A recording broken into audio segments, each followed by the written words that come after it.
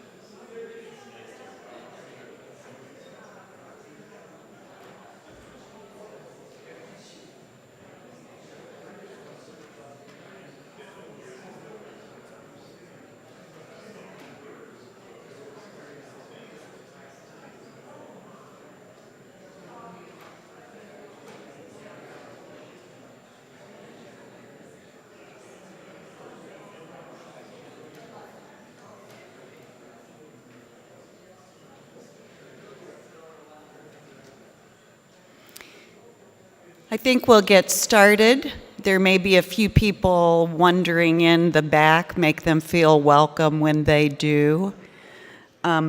Welcome to our spring 2024 congregational meeting. Just in case that anyone is uncertain, I'm Ada Schmidt-Thiessen, and I'm the current moderator. Thank you for your attendance today, either here in person or online.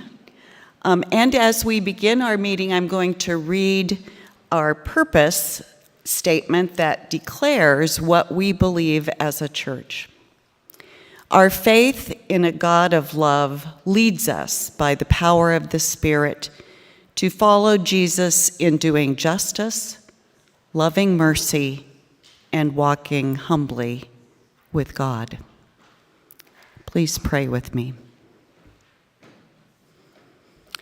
God of creation, we feel your presence around us in the spring sunshine and gentle rain, in the smell of peonies and roses and fresh earth. We see you in the beauty of growing vegetables and the buds of black-eyed Susans and coneflowers. We hear you in the birdsong of orioles and the chirring of insects. You are with us in the new growth emerging from the earth, as well as in our church. You are the God of creativity and regeneration. Be with us now in this season of growth and new beginnings. Generate in us new energy to do justice, to love mercy, and to walk humbly on our journey with you. Fill us with confidence in your plan for us and a sense of excitement about new endeavors. We ask for your presence now in this meeting as we do the work of being the church together. Amen. Before we launch into the meeting today, I want to offer context. June 1 is the first day of our new program year, so traditionally we elect new officers and board members, and this year, as we all know, we will also vote on an invitation to Joanna Heriter to become our new settled full-time co-pastor. This spring meeting is also a time in our church to report about what has happened during the past year in commissions and committees. And although we will not hear from every commission or committee, we will hear from a few where maybe new things are going on. I was impressed with the work of all of the commissions and committees that reported in your book.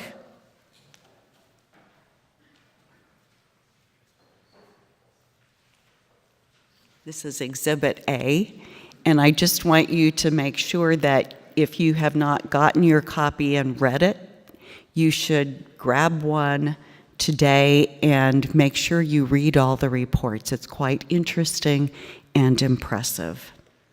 Thank you to all who wrote those reports, who served on committees and commissions this year, and who have assisted in so many ways. Our church is rich with people and talent and people willing to give of their time and energy. We'll start our agenda with approval of the minutes. And is there a motion to approve the minutes from the January meeting? Lois, and a second, Marlene. Thank you very much. All in favor say aye. And opposed? Motion passed. We move then to the second or the next item, which is the vote for Joanna Heriter. First, I want to acknowledge that we are all very grateful to the work of the search committee chaired by Heather Zerger. Other members are Megan Coleman, Doug Penner, Lois Preheim, and John Waltner. They have done a wonderful service for our church. They worked hard to plan and to recruit and to find someone, and then also planned very carefully to host a weekend of candidating for Joanna and Ryan. Thank you to all of them. Okay, this motion comes as a recommendation from the board, who approved the recommendation for Joanna Heriter from the search committee, and so no second is needed. And it's reworded here for clarity as a question. And I think the ballots have been distributed or are being distributed. If you are at home, you can text your vote, and I would encourage you to start your text vote with the word pastor. So pastor yes or pastor no, and that's just because this is going to be followed by another chance to vote. So it's to avoid some confusion. So if you're at home, you can text your vote to the number that's listed here. Let me read it. 316-308-5501. 316-308-5501. And you can text your vote there, but if you are in person, mark your ballots as soon as they come. And when you have marked it, pass them back to the center aisle, not folded, but turned over for anonymity, but turned over, not folded. It will make counting of the ballots easier.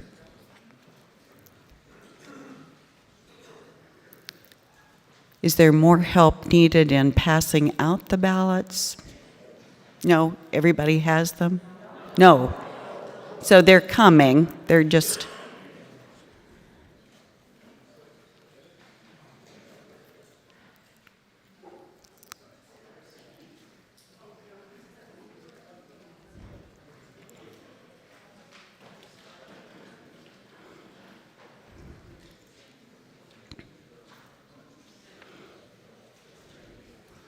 Don't vote twice.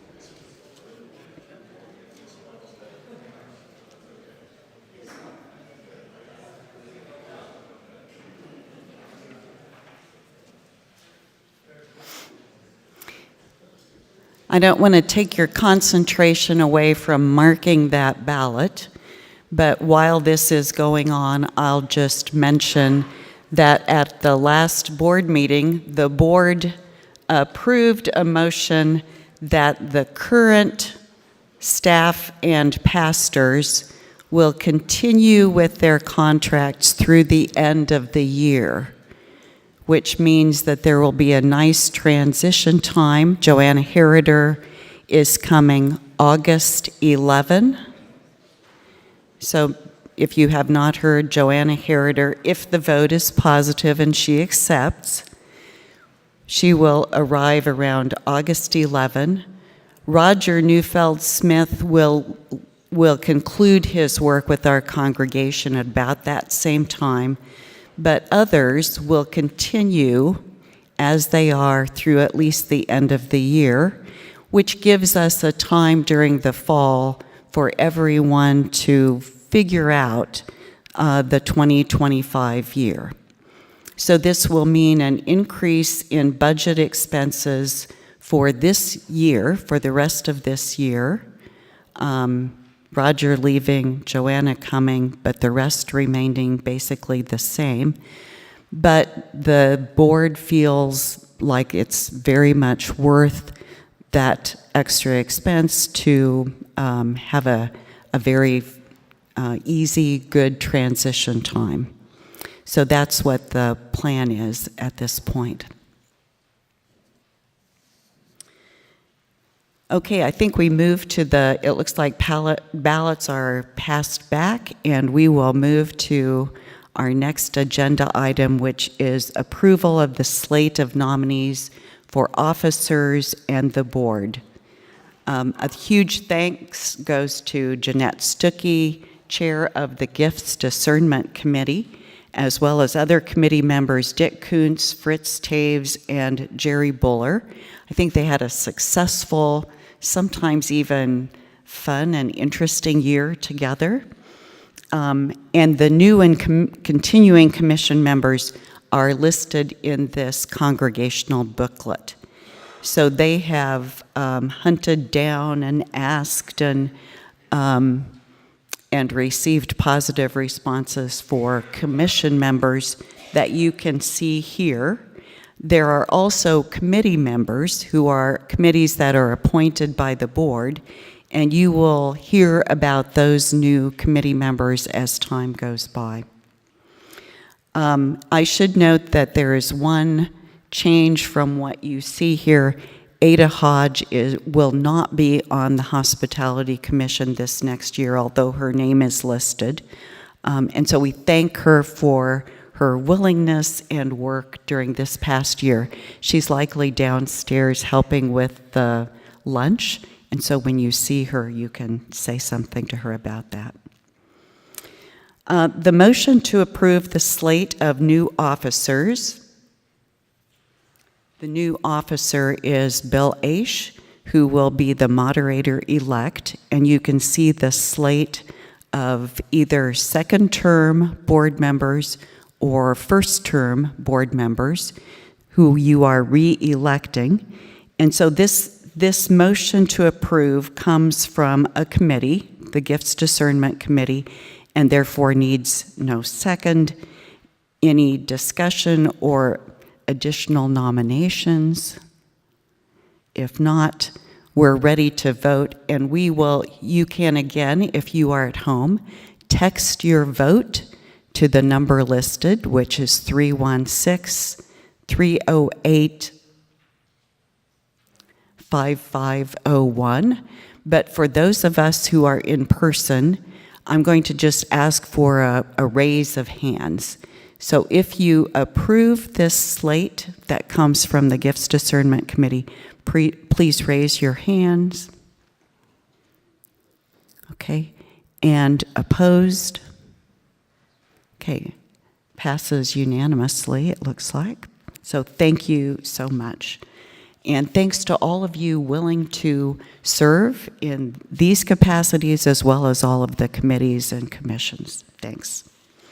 We call now on a report from the Witness Commission and Dwayne Friesen. And as he comes to the front, I'll just note that our general fund balance at the end of 2023 was more than was needed, and the board chose to give half of the additional funds to the Witness Commission, who has an interesting project in mind.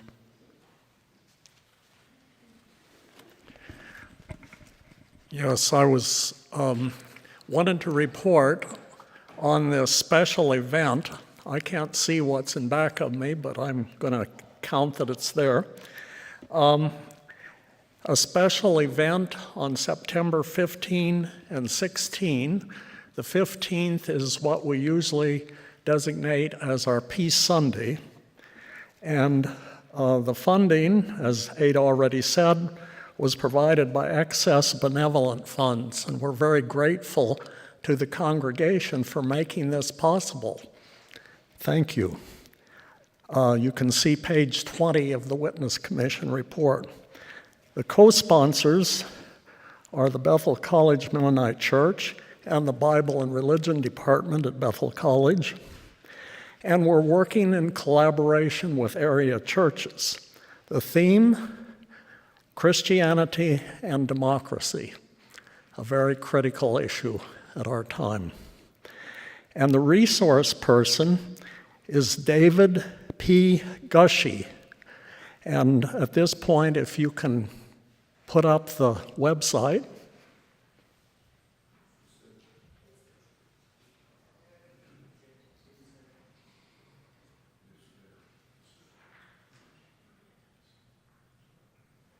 There's a photo of him.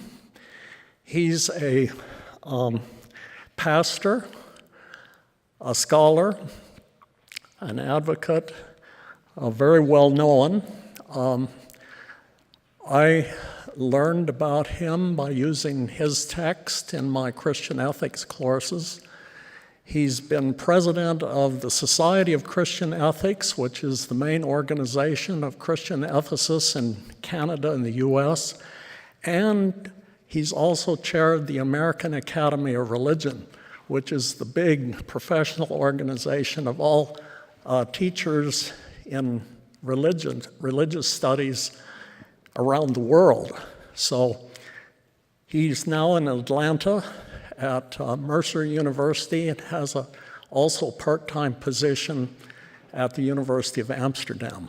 So let's go back now to the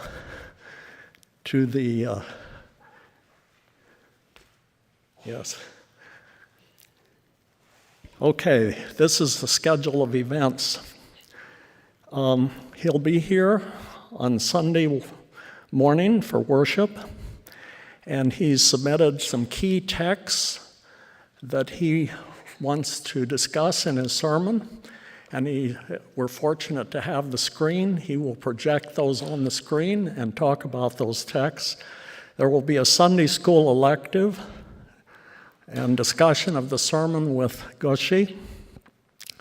Then the big event is Sunday afternoon in Memorial Hall. This is also the weekend of Winfield.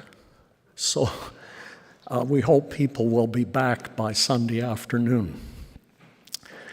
An opening key address, questions and dialogue with people responding to him. We're going to keep the whole event in Mem Hall with table discussion groups. And there will be a table for area college religion teachers. Since he's been a scholar for all of these folks, we're trying to attract a large group of people, and a closing keynote address. Then on Monday, he'll be at the Bethel College Convocation. There will be a luncheon meeting for area pastors at Kipcor. And in the afternoon, he will be a guest in Bethel College classes. Now, between now, is that up there, and December 5th or September 15. Now, what do you need to do? Reserve the date on your calendar. Very important. Spread the word. Invite friends and neighbors. Our aim is to make this an ecumenical event. Show up. Let's pack Mem Hall.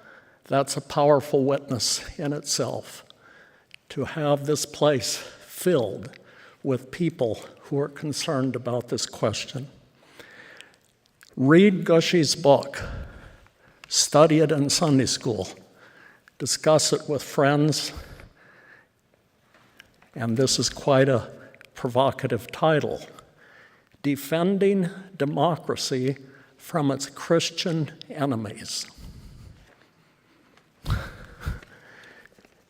Democracy is a late comer in history, and we have much to learn and to contribute. And I'll just close with this quote from the book. The Baptists, Anabaptists, insisted that the way Jesus made disciples was by teaching and persuasion, not coercion. They held that government has no competence in religion, and when it seeks to enforce faith, it creates wars of religion and hypocrites who claim a faith they do not actually hold. We have exercised democracy here. We did not have an authority tell us who our leader is, but we voted. In the service today, two of the resources for democracy were expressed in our own Anabaptist tradition, and one of the other major resources, he says, is the African American religious tradition. So, a very provocative book. Encourage you to organize your groups to discuss it, and let's get ready for a big event